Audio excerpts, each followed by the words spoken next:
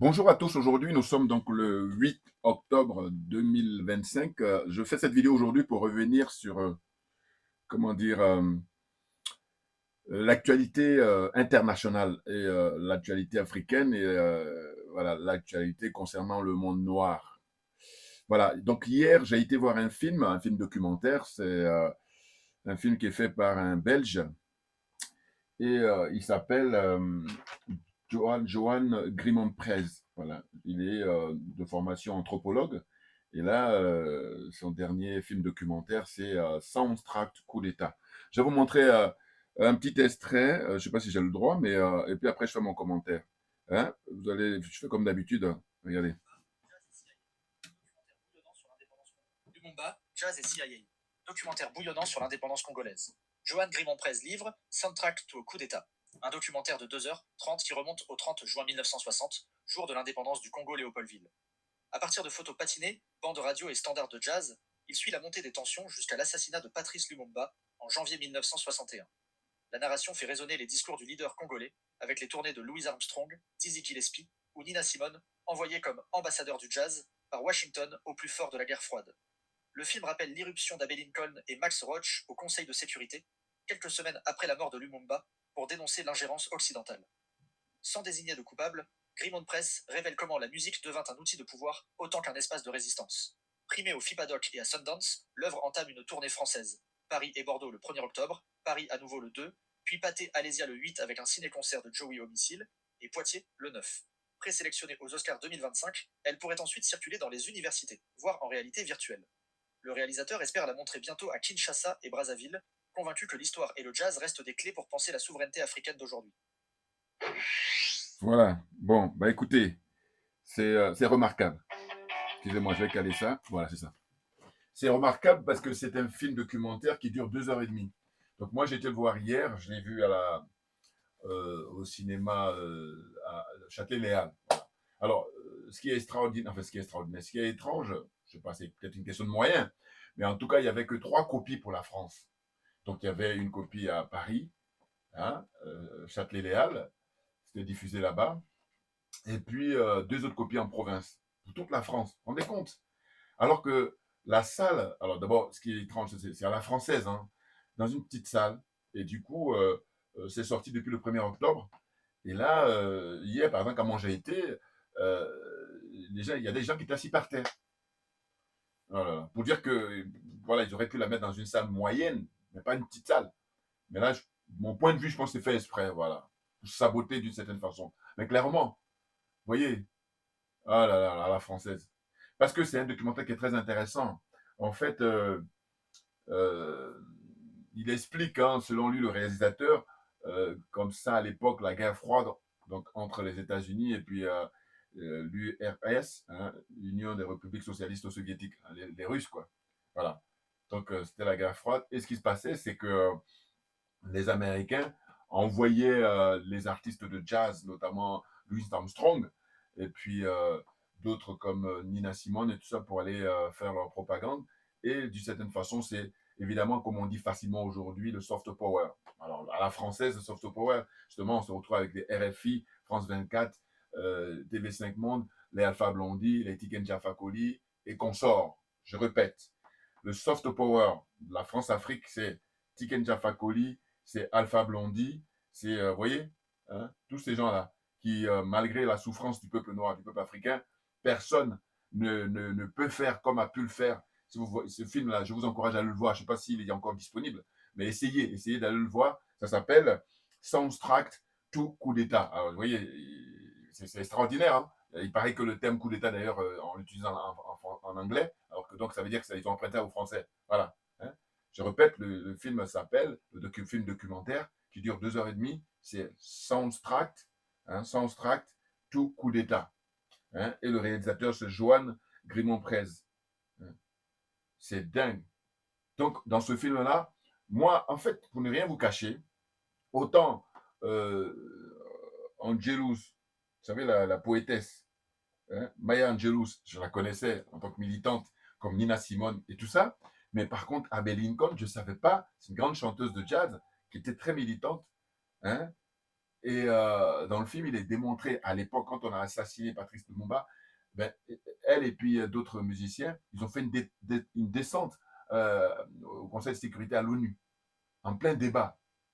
Alors je me dis, mais on était au XXe siècle, et regardez aujourd'hui, il y a qui? Et ça concerne qui? Ben, ça concerne le Congo. Bon, ça concerne l'Afrique en général, mais là, en l'occurrence, c'est le Congo en particulier. Parce que Patrice Lumumba, comme je le rappelle souvent, je dis qu'il a sacrifié de sa vie, hein, et puis il n'y a rien. Et donc, pour moi, le peuple congolais va continuer à payer le prix parce qu'il n'y a pas eu une prise de conscience justement du sacrifice qui a été consenti par Patrice Emery Lumumba. C'est ça la vérité. Voyez-vous? Djoubian, je me présente, c'est accessoirement, je me veux être spécialiste de la France et je suis accessoirement, mais accessoirement seulement spécialiste de la France. Excusez-moi, parce que là, je suis un peu. Je n'en reviens pas le cas du Congo en fait. Donc, voilà, c'est pour ça. Hein. Parce qu'habituellement, je me présente, comment vous allez observer, correctement. Mais là, en faisant cette vidéo-là, je dis, mais c'est pas possible. Comment ça se fait? Et on apprend quoi? Hein. Donc, je termine ma présentation. Hein. Donc, je disais, je me présente Djoubian, c'est mon surnom sur le net. Je suis accessoirement, mais accessoirement seulement spécial de la France. En revanche, je suis un panafricain authentique, un panafricain convaincu, un panafricain convaincant. On apprend quoi? Que Kofi Olomide apporte son soutien à Alassane Draman Ouattara. Mais en fait, c'est un soutien qui est plus financier et business. C'est-à-dire qu'en fait, il paraît qu'il aurait reçu une certaine somme qui s'élève à 50 000 euros, alors qu'il demandait 150 000 euros, je ne sais pas. J'espère que je ne me trompe pas, je ne sais pas, allez-y vérifier. Mais quoi qu'il en soit, il a reçu de l'argent pour faire une vidéo de 3 minutes de soutien. Donc, il aurait obtenu que 50 000 euros.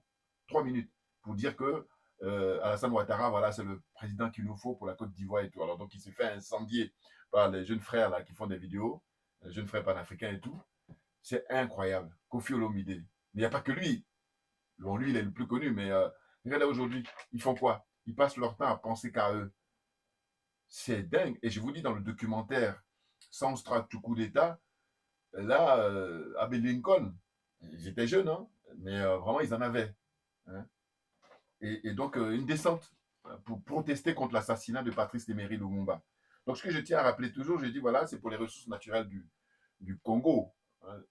En général, les Occidentaux, les adeptes de l'OTAN, là. Et évidemment, ce qui est intéressant, c'est que le film, il n'est pas à leur faveur, avec clairement. Je crois que c'est pour ça qu'il y a un certain sabotage, je soupçonne ça. Oui, oui, oui, pour moi. Parce que comment on peut le mettre dans une petite salle alors qu'il y a du monde qui demande depuis le 1er octobre. Hein. Moi, j'étais le voir hier, on était le 7 octobre. Hein, puisqu'en France, les films sortent tous les mercredis. Voyez-vous? Donc, il est sorti mercredi dernier. C'est pour ça que je dis, je ne sais pas si aujourd'hui il est encore en salle, mais essayez d'aller le voir hein, parce que ça vaut le coup. Alors, ça me rappelle aussi le film qui avait été fait par un réalisateur suisse. Là, j'ai toujours beaucoup parlé dans mes vidéos précédentes, qui portait sur le capitaine Thomas Isidore Noah Sankara. Exceptionnel. Un film de 4 heures, je crois, mais on ne voit pas le temps passer parce qu'il s'est bien rythmé et bien fait. Beaucoup, beaucoup d'inédits. Voilà. Ça s'appelle Capitaine Thomas Sankara. Voilà. D'un réalisateur suisse. Et là, cette fois-ci, c'est un réalisateur belge. Alors, il serait bien. Je sais qu'il y a beaucoup de réalisateurs africains talentueux, Dieu se le sait, Dieu se le sait, mais souvent c'est par manque de moyens. Maintenant, il appartient justement, hein, je suppose, ils vont faire le nécessaire, les présidents de l'AES. Il faut, c'est très important, parce que vous savez, les Américains ont bouleversé le monde entier au XXe siècle, c'est grâce à Hollywood. Alors on me dira, oui, mais il ne faut pas copier. Mais non, mais c'est un outil dont on peut se servir. Et d'ailleurs, ça permet justement, là pour le coup, nous, on va dire la vérité, parce que eux, avec Hollywood, c'est que je te bourre le crâne et que je te raconte du fantasme. En fait, je veux dire au sens de ne pas dire toujours la vérité. Voilà. Alors que nous, il est question justement, là, pour les présidents de l'AES, eh ben, il faudrait penser à donner des fonds pour les réalisateurs africains qui sont engagés. Voilà. Hein, il y en a, ça existe. Ils ont beaucoup, beaucoup de talent. Hein. Les jeunes, les vieux, tous, ça existe là, ils sont là.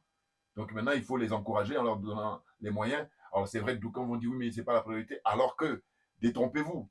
D'ailleurs, là, au Burkina Faso, le président du Burkina, le capitaine Ibrahim Traoré, a décidé justement de reprendre le flambeau de Thomas Sankara qui avait inauguré hein, pour l'éducation africaine. Donc c'est une école comme ça pour sensibiliser, pour éduquer. Très important. Voyez-vous? Alors franchement, c'est énorme. Donc Kofi Olomide, le mec, donc, je me suis toujours demandé, mais qu'est-ce qu'ils font? Ils passent leur temps Voilà. Alors là, ma formule que j'ai trouvée récemment, c'est des jouisseurs précaires. Ah oui. Non, parce qu'on est de passage sur Terre. Vous faites quoi? Alors, quand tout va bien, ça va. Mais là, vous pensez qu'à vous. C'est fou, hein, ces gens-là. Ah oui, c'est l'argent que l'argent. Ils sont trop légers. Et là, ils n'ont aucune excuse, hein, parce que là, je vous dis, avant, quand il n'y avait pas Internet, on peut faire le coup de oui, je n'étais pas au courant. Mais aujourd'hui, c'est pas possible. C'est pas possible. D'autant que eux, avec les moyens dont ils disposent, de fois, ils ont 4, 5, 6, c'est même pas 15 portables. iPhone, tout ce que vous voulez. Voilà. Donc, c'est juste manque de volonté, un refus, mettre la tête sous la couette, et puis c'est beaucoup plus facile. Vous voyez? Donc, je dis que pour les ressources du Congo, eh ben, le peuple congolais paye le prix depuis des décennies. Vous voyez? Et d'ailleurs, j'ai beaucoup apprécié, comment dire, l'intervention récente. Je crois, maintenant, je sais la date, si je ne me trompe pas, c'est le 28 septembre. Le capitaine Ibrahim Traoré, il était interrogé par les journalistes, rappelez-vous, hein, eh ben, où il avait prononcé le truc qui fait trembler le système de la France-Afrique, qui fait trembler les colonialistes et les impérialistes. C'est l'avènement, hein, de l'albinos noir. Bouillard, non mais ça c'est énorme, hein. Ça c'est vraiment énorme. Donc là, à cette occasion, les journalistes l'avaient interrogé sur qu'est-ce qu'il pensait de ce qui se passait en Palestine et ce que subissait le peuple palestinien. Et lui, il a dit qu'effectivement, il faut être sensible à ce qui se passe là-bas, mais il y a le problème du Congo, il y a les conflits qu'il y a en Afrique, en Somalie et tout ça. Et en tout cas, j'ai beaucoup, beaucoup aimé sa réponse, toujours intelligente. Ah non, mais c'est un brillant homme, hein. En tout cas, c'est le président qu'il nous faut maintenant. Là. Voilà. On est dans du pile-poil avec lui. Voilà. Vous savez, c'est hyper intéressant pour le combat que nous menons. Donc là, je dis, voilà, Patrice Lumumba a sacrifié sa vie pour la liberté des Africains en général et le Congo RDC en particulier. Là, on était au XXe siècle. Et au XXIe siècle, aucun Congolais n'agit pour sauver le peuple congolais. Aucun. Enfin, quand je dis aucun, je parle des gens connus. Hein. Voilà. Des gens connus. Ben oui. Qu'est-ce qu'ils font, hein? Dans toutes les disciplines, hein? Ils sont tous des corrompus. Voilà ce que je dis moi. Aussi bien les hommes et les femmes politiques, d'abord, voilà. Les hommes et les femmes politiques sont corrompus, tous, au Congo là-bas. Voilà. Pratiquement. Hein, il y a le ministre de la Justice là, qui a essayé de lever un peu la tête dans de l'eau pour sauver l'honneur, parce qu'il a même rendu visite aux dirigeants de l'AES. Et puis là, lui, à son retour, paf, ils lui ont mis des affaires. Pour dire qu'en fait, je dis, eux, ils se confortent dans l'esclavage. Ils se confortent dans la servitude volontaire et ils voudraient que nous aussi on fasse comme eux. Alors que non, nous, ça ne nous intéresse pas. Ça ne nous intéresse pas. Vivez votre servitude volontaire et puis oubliez-nous. Vous voyez? Tshisekedi là. Ah là là là là. Vous vous rendez compte? Patrice Lumumba, sacrifier sa vie. Et là, ça donne de Tshisekedi au XXIe siècle. Ah là là, mais c'est terrible. Hein? Donc, tous des corrompus, voilà ce que je dis.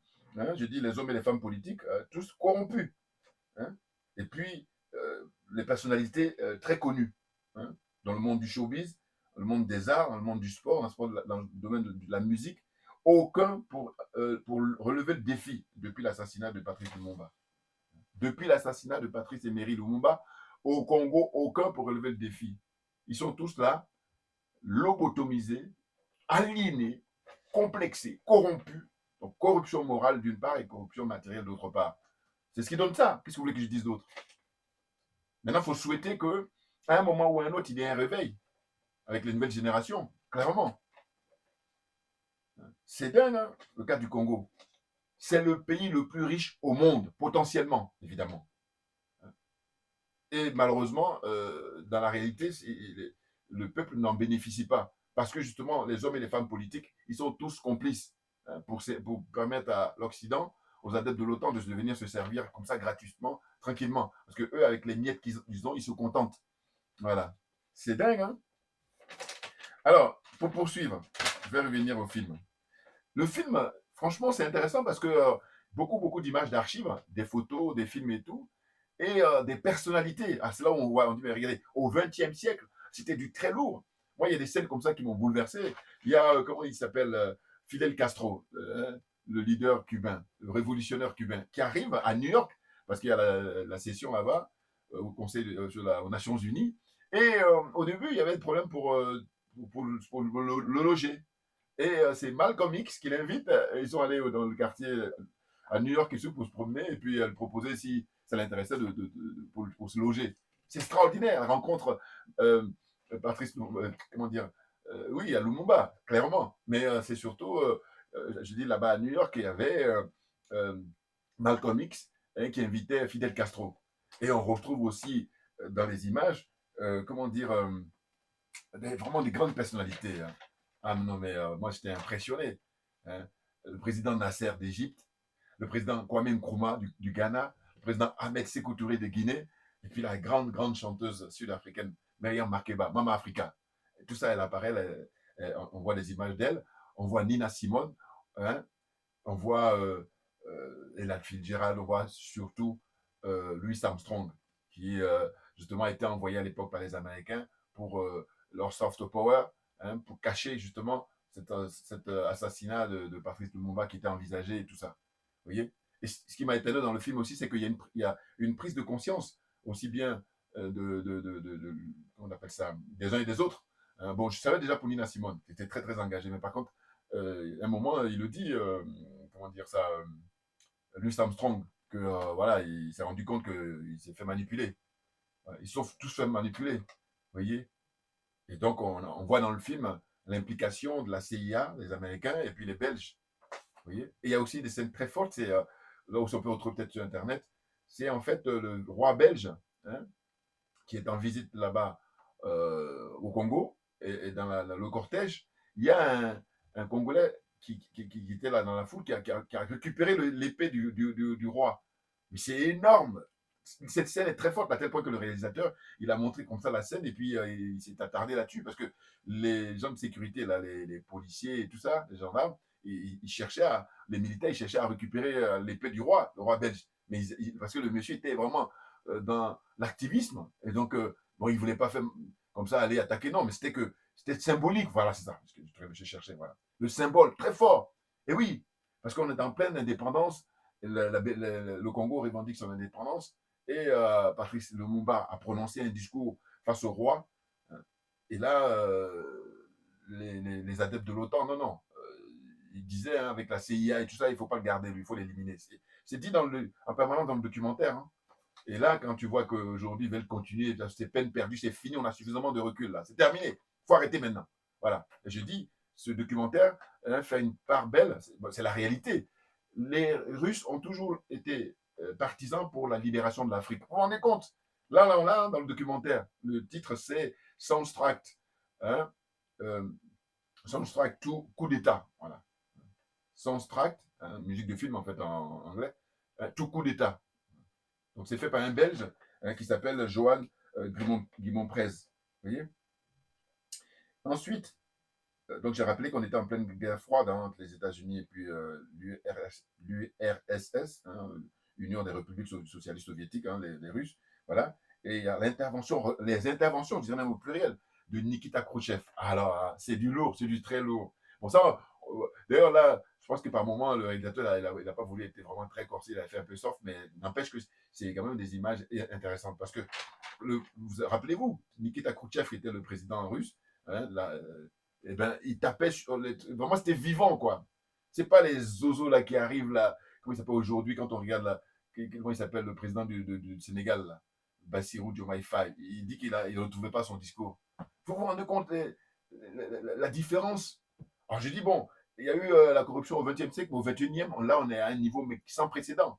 Ah oui, corruption morale et corruption matérielle. Tous corrompus. Puis adhérer à des sectes, ils ne savent même pas à quoi ça correspond, ils sont là-dedans juste pour le matériel. Ah oui, excusez-moi, hein, 99%, c'est même pas 100% des Africains là, qui adhèrent à ces sectes-là, c'est juste pour le matériel. Il n'y a aucune spiritualité. Non. Parce qu'on leur promet le pouvoir. Ah, c'est ça. 99%. Là, j'essaie de garder 1%. Mais sinon, c'est même pas 100% de ces gens-là. Ah, c'est dingue.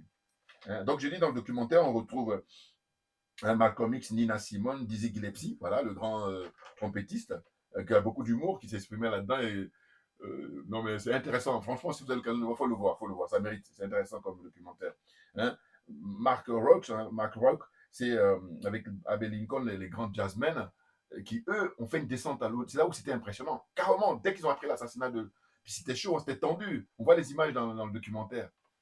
Là-bas, au conseil de l'ONU, lors de la session. Ah, c'est vraiment hyper intéressant. Hein.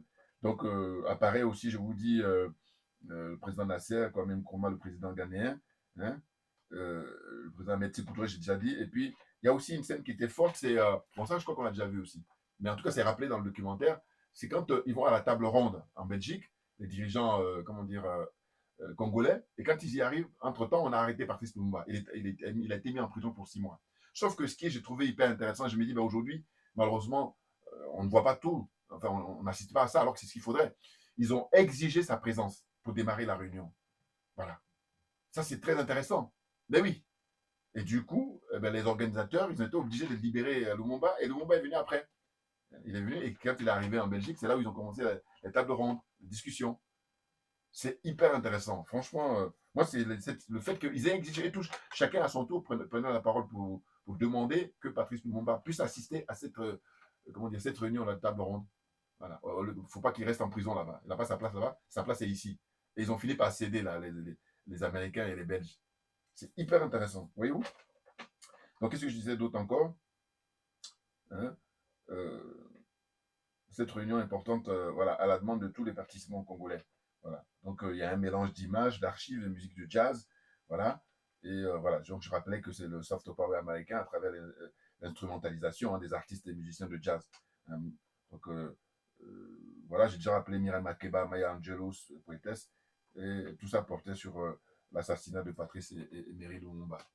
Mais Emery Lumumba, quand on écoute son discours face au roi, c'est avant Thomas Sankara, bien entendu. Et maintenant, le capitaine Ibrahim Traoré, il est dans la continuité pour justement finir le travail. Voilà comment je qualifie ça, moi. Ah ben oui, oui, oui, oui, oui. Et en plus, là où c'est extraordinaire, c'est que quand les adeptes de l'OTAN, ils assassinaient des grands leaders en noir, c'était à chaque fois isolé. Alors que cette fois-ci, il y en a 3. Voilà. Et ça, ce sont les ancêtres méritants qui nous envoient ça avec toute l'énergie, toute la force.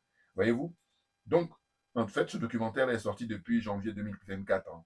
Et maintenant, en France, la sortie officielle, c'est depuis le 1er octobre 2025. Voilà.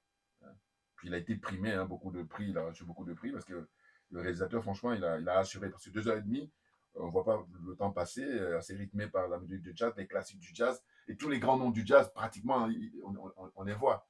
Hein.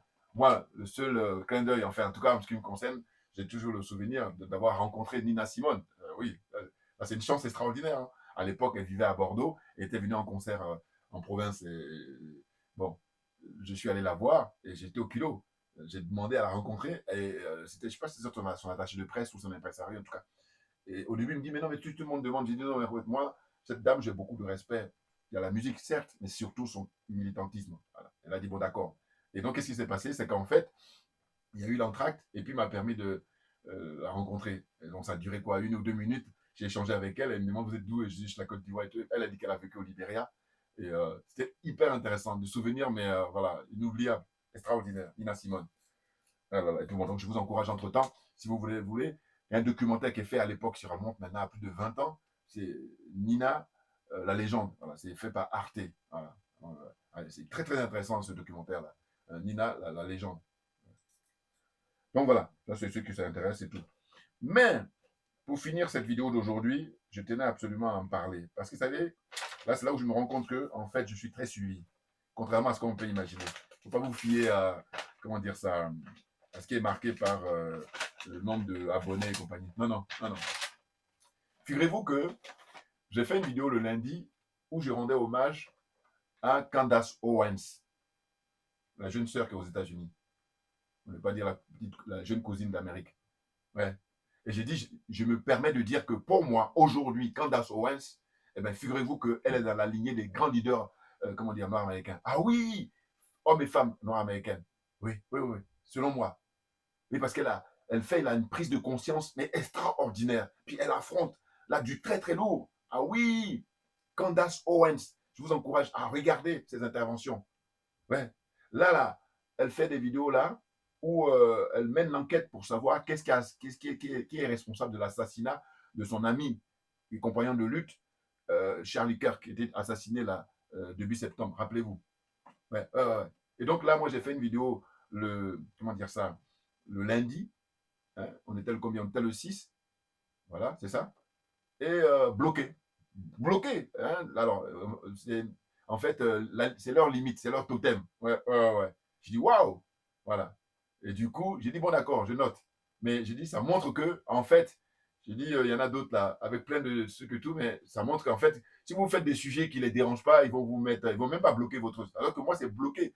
Si vous, voilà, ce que je suis à combien là 11 008 d'abonnés. Mais en réalité, ça ne reflète pas la réalité. Je ne suis pas le seul, on va me dire. Mais toujours est-il que la manière de traiter. Et puis d'ailleurs, ce qui m'étonne, c'est que je dis, mais comment ça se fait que. Parce que moi, j'ai essayé de récupérer les images des gens qui postent et puis qui traduisent même en français. Vous voyez, parce qu'elle, c'est une américaine, donc c'est en anglais. Ils traduisent et eux, l'intégralité de leur truc passe. Et puis moi, là, donc je dis, ah, tiens, tiens, tiens, tiens, voilà, c'est flatteur. Et oui, bouillard, et on ne lâchera rien parce que je dis, ce qu'ils oublient, c'est que là, il y a deux choses. Un, il y a la nouvelle génération qui est en place. Deux, on est à l'heure du numérique, on est à l'heure d'Internet. Alors qu'à l'époque, il n'y avait pas ça. Du coup, les adeptes de l'OTAN, là, ils se donnaient à cœur joie. Aujourd'hui, c'est beaucoup plus difficile parce que le commun des mortels, si il est animé pour la vérité, rien que la vérité, alors que nous, c'est ça qui nous anime, hein, puisque nous, c'est la Mahat, donc la solidarité, la vérité et la justice. Voilà. Alors que eux, en face, c'est le mensonge. Voilà. Leur paradigme, c'est le mensonge. N'importe quoi. Donc je dis, pour moi, je ne me gêne pas. Je dis, elle est dans la lignée des Malcolm X, dans la lignée de Luther King, dans la lignée de Mohamed Ali, hein, de Louis Farrakhan. Voilà. Mais franchement, c'est une femme, parce que sinon, les autres là, qu'est-ce qu'ils font? Ils se concentrent, ne prennent pas de risques. Alors moi, je dis, je suis désolé, le combat que nous menons, c'est ceux qui prennent des risques qui ont du mérite. Parce que sinon, quand tu prends des risques, tout le monde peut faire ça, ne pas prendre des risques, vivre tranquillement et puis profiter, être dans la jouissance précaire. Ben oui. Alors que là, et ce qui est bien, c'est qu'elle le dit. Hein. Alors c'est là où c'est ça qui m'a impressionné. Parce que je dis qu'ici en France, je vois des gens qui font des vidéos, des Français même, qui disent, ah mais moi, je vous dis que je ne suis pas suicidaire. Voilà. Moi aussi, à mon tour, je vais le dire, mais évidemment. Hein, je dis évidemment, bon. Dans tous les cas, si jamais quelque chose arrive, non, je ne suis pas suicidaire. Voilà. Mais elle le dit, et constamment. Et puis là, une nouvelle vidéo encore que j'ai réalisée d'elle, c'est qu'elle dit qu'elle a envoyé pas mal de choses à sa famille, à ses amis, à des gens, qui font que si quelque chose lui arrive, mais elle a tout balancé, tout, en disant, voilà, un tel est responsable. Ah, c'est génial. Oui, oui, oui. Ah, c'est pour ça que je dis, ils n'ont pas compris qu'on a changé d'époque. Et puis chacun a son énergie. Chacun a envoyé. On est du passage sur Terre, mais eux, leur paradis, c'est sur Terre. Voilà. C'est pour ça qu'ils sont là, des jouisseurs comme ça. Oh, c'est fatigant. Mais enfin bon, on lâchera rien. Voilà, c'est tout. Non, mais attendez, au nom de quoi la vie humaine ne compte pas pour vous? Parce que c'est ça, ces gens-là. Eux, la vie humaine ne compte pas. Hein. Donc, Candace Owens, je vous dis, de mon point de vue, elle est dans la lignée de Mohamed Ali, dans la lignée de Malcolm X, dans la lignée de Luther King, tous les grands leaders noirs. Je suis désolé de le dire. Ça, je ne me gênerai pas. Hein. Ah oui, c'est pour ça que quand j'ai vu qu'ils ont bloqué ma vidéo, ils n'ont pas voulu qu'elle passe, je dis waouh, ok. Voilà. Donc, je tenais à le dire là. Merci à vous tous pour votre attention. On ne lâche rien, mais parce que c'est nous qui avons raison. Et tout se passe là-bas. Voilà. Et nulle part ailleurs. C'est les pays de l'AES. Voilà. Clairement. Hein. Merci à vous tous pour votre attention et puis à très bientôt.